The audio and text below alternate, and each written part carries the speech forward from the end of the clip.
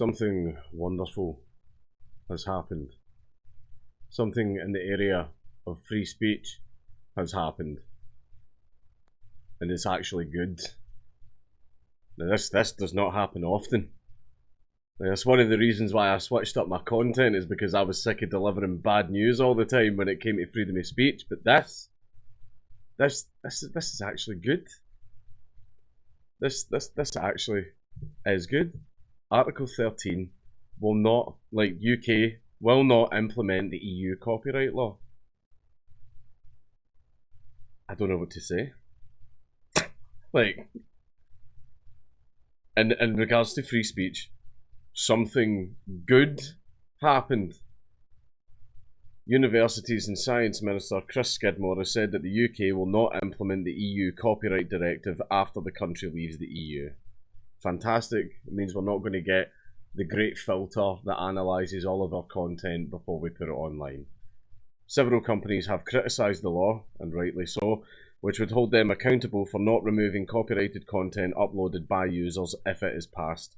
EU member states will have until 7th of June 2021 to implement the new reforms, but the UK will have left the EU by then. Oh, that's a shame. That's a shame.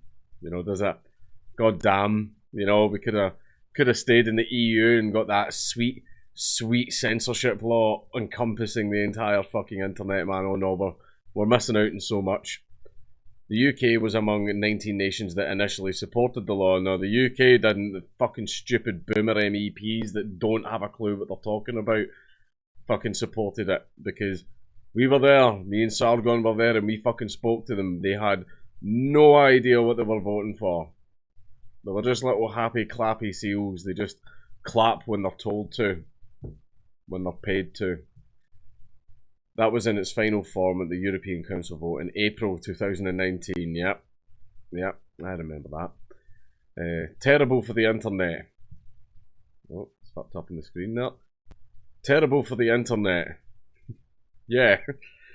Copyright is the legal right that allows an artist to protect how their original work is used. The EU Copyright Directive that covers how online content sharing services should deal with copyright protected content, such as television programmes and movies. We already have something like that. It's called the Fair Use Act. Right? We have laws surrounding fair use. Right? I understand, you know, you get it all the time, you know, if someone just re-uploads videos on YouTube with no editing or anything like that, or no context or clips or anything, then yeah, it gets removed. That's fine, whatever. But basically starting to punish the companies, which is going to make the companies fucking go real over, like, look how fucking overboard YouTube is going already with like minor things, with like the adpocalypse and shit like that. I mean, see if this came into effect, imagine, I'm going to be interested, I'm quite happy that I'm going to be observing it as an outsider, like, to see how YouTube is going to end up working, like, in EU countries after the law goes into effect. Because it's definitely going to be fucking interesting to see what happens. I mean, I'm happy that I'm observing it, you know, from the outside, but it's still really, really shitty that the people of the European Union still have to go through that. So, you know, okay, we're leaving, we're not getting it, but, you know, still do what you can to fucking get the people of the EU to reject this censorious fucking bullshit. It refers to services that primarily exist to give the public access to protected works or other protected subject matter uploaded by its users, such as SoundCloud, Dailymotion and YouTube.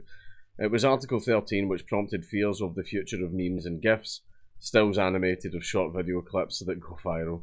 Since, yeah, thank you for the explanation. You can tell that they know their audience, you know, they have to explain what a GIF is. Since they mainly rely on copyrighted scenes from TV and film, not 100% of the time, I wouldn't even say mainly. Critics claimed Article 13 would make it nearly impossible to upload even the tiniest part of a copyrighted work to Facebook, YouTube or any other site. Well, that's true. Basically, an algorithm would need to be implemented that scans all the content like what YouTube has now, and that thing's already fucking overzealous. Right, so imagine what it would be like if YouTube was going to get punished for having copyrighted content on there. Right, it would just, honestly, again, we'll watch as outsiders. Watch what happens in Europe. Prime Minister Boris Johnson criticised the law in March, claiming that it was terrible for the internet. Yep, that's true, because it was. Google had campaigned fiercely against the changes, arguing they would harm Europe's creative and digital industries and change the web as we know it. Absolutely it would have, because basically, in order for you to be able to scan all of the content like on your website to make sure it doesn't have any copyrighted content, let's say that you've got a company started with like 30 staff, and if you like, and you know, by internet numbers, like this is pitiful, like 10,000 users, absolutely pitiful compared to the rest of the internet, you know, as far as user bases go, and you've got like 30, let's be generous, let's call it 100 staff, right, and a lot of them are going to be like doing other stuff with the website and managing all the other shit. So let's say that you need to then hire about like another 100 fucking people to manage like the rest of the fucking website and actually review all this stuff. Like 100 people constantly checking all of the posts of 10,000 people, and then what if it becomes 20,000? Well, you need to hire another fucking 100 people. It's just not feasible. Like, other companies would not be able to compete with big tech. The only other alternative they could do is to adopt an algorithm, which means they would either need to hire the staff and create it themselves, or use an algorithm that's, you know, copyrighted, because believe it or not, you can copyright and you can literally own the patents to certain algorithms. Like, pay another company, like for example Google, and a lot of these companies are going to charge you enormous amounts of money, which you as a small company are not going to be able to afford.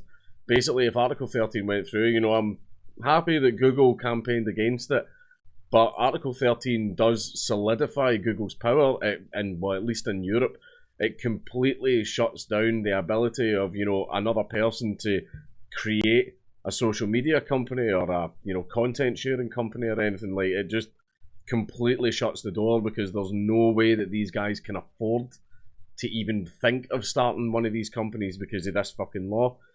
Basically, when it comes to, you know, the digital market, you know, as far as websites and content online, like, this is one of the stupidest things you can do. Like, internet companies are probably going to pull out of Europe and base themselves elsewhere. Capital flight is very real.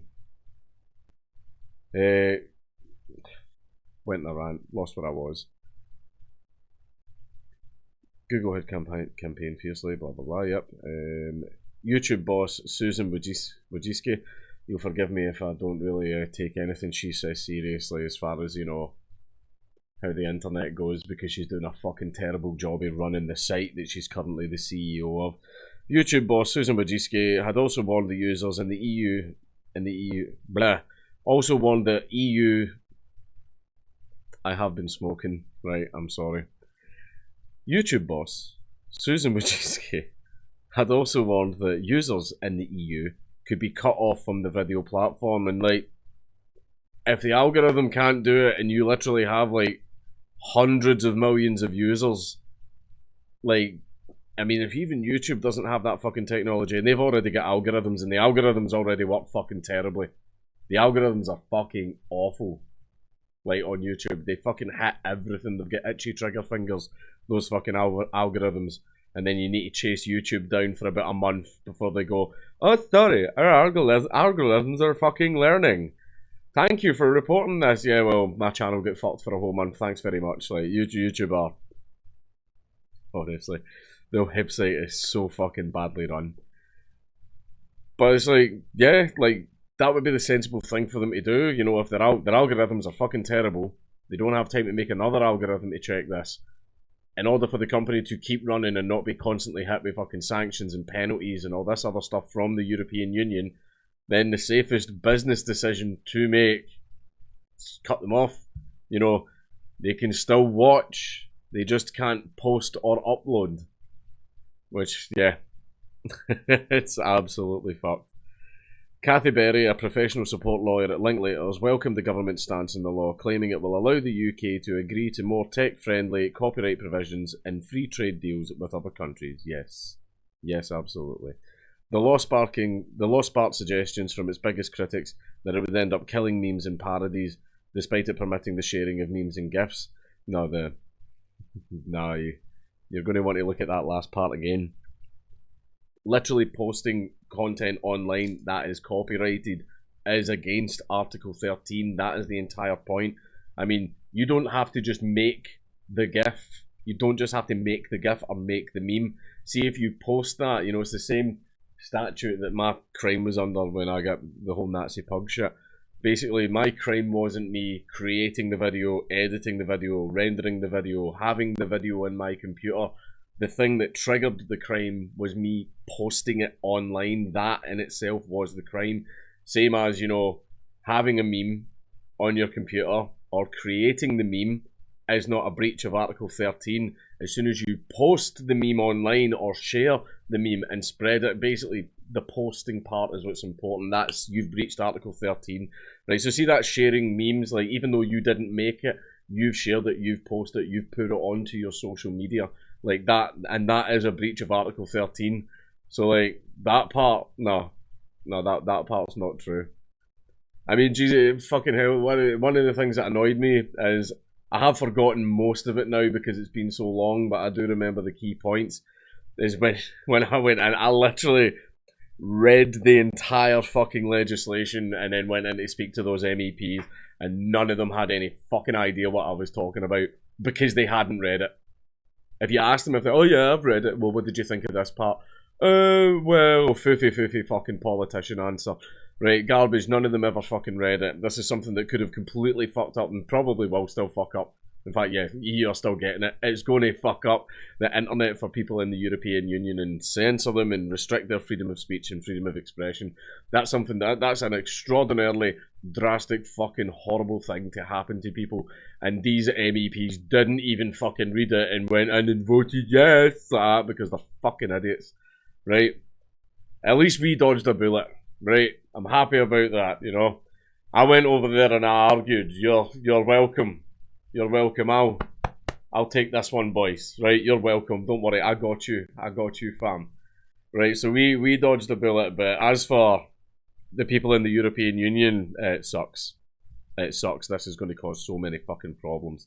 Maybe not in the first year or two when the law goes through, because that's a little thing they do. They pass a law that sounds horrible and then don't do anything with the law for 2 or 3 years, and then that makes people calm down and go, oh, it's actually not that bad, and then the mask comes off. they wait until you're nice and relaxed, and that's when they fucking pounce. But yeah, we dodged the bullet, but in the same breath, we still need to make sure that the people of Europe don't have to live under the same thing. So even though we dodged the bullet, you know, it's still, you know, there's a lot of content creators in Europe that you could be missing out on or might never ever hear of because of this law. So it is still in our best interest to get this thing put in the fucking bin.